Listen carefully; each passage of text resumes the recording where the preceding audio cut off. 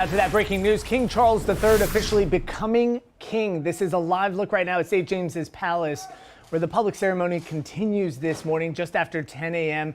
The next step is for heralds to deliver the news all across Britain. It's a tradition that has taken place since the Middle Ages. There have been a series of events all throughout the morning, formally declaring King Charles as the UK's new sovereign leader. He automatically, of course, took on that title after the death of his mother on Thursday.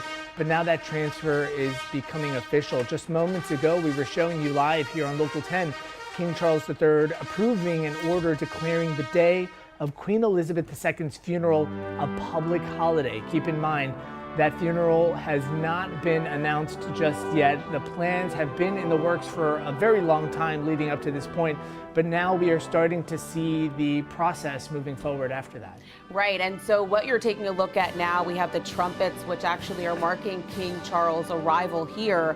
And as a matter of fact, we are waiting, as you just heard Andrew say, for him to be proclaimed publicly as monarch. This is all going to be taking place right on the balcony there at St. James Palace in London. Of course, there are so many events happening all across the day. As we know, Britain is now in their period of mourning the death of Queen Elizabeth II. So we are going to continue to follow this for you, and we are going to bring you live updates throughout the day. But we know that the king ascended to in terms of what we have here, he ascended to the throne automatically after his mother passed. This was on Thursday.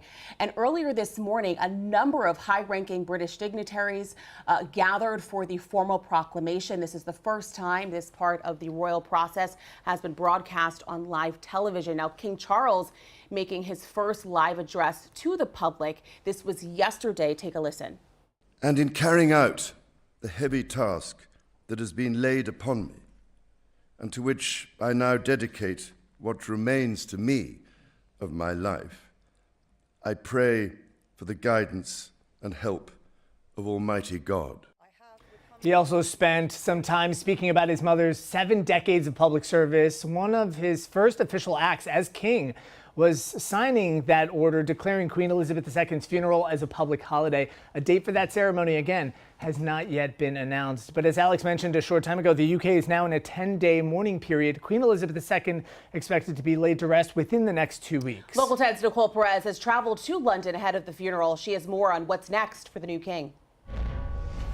Charles was very busy his first day as king. He met with the new prime minister. He made his way over to Buckingham Palace, where he greeted many people along the fence of the palace. He even let one woman kiss him on the cheek. Many people we spoke to were very optimistic about Charles as king. He then went on to deliver his first address to the nation and then ended his day with a prayer service. Queen Elizabeth was a life well lived, a promise with destiny kept, and she is mourned most deeply in her passing. That promise of lifelong service I renew to you all today. King Charles III, in a recorded message, delivering his first official public address after meeting with Britain's new Prime Minister, Liz Truss. Earlier Friday, a massive cheering crowd welcoming the late Queen's grieving son back to London to begin his reign as the new monarch. Charles has been waiting in his mother's shadow for 70 years for this moment. Charles honoring his mom inside St. Paul's Cathedral, thousands honoring the late Queen's memory, while also looking forward to the future, singing God Save the King.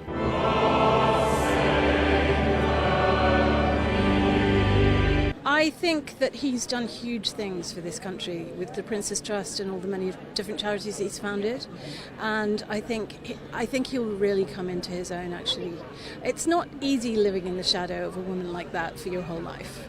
All throughout the streets of London, billboards with the Queen's image. And the palace gates full of flowers with a sea of people who have come from near and far to say their final goodbyes. To say that she was like a grandma just to the nation is very definitely a true statement, I'd say.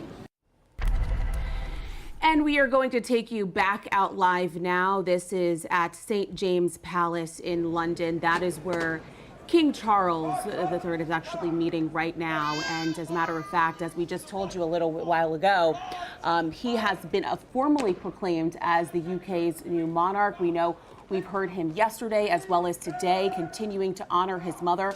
One line that really sticks out to so many of us is when she said that she had a life well lived, and of course ending his address yesterday by simply saying thank you. And as we are going to continue to take live looks here, you are seeing so many people gathering, all ascending on this area as they are getting their first images of King Charles III after that official proclamation. Yeah, the death of 96-year-old Queen Elizabeth II on Thursday after 70 years on the throne. I mean, that set in motion this long-established, highly choreographed plans of days of national mourning, a state funeral, and then, of course, these events that are taking place. Keep in mind what's incredible is that this is the first time in history all of the events have been televised live. First, you had a group of high-level advisors to the monarch. They met, they proclaimed King Charles the sovereign, and then they formally approved various arrangements for that proclamation. Charles has now become the head of the Commonwealth.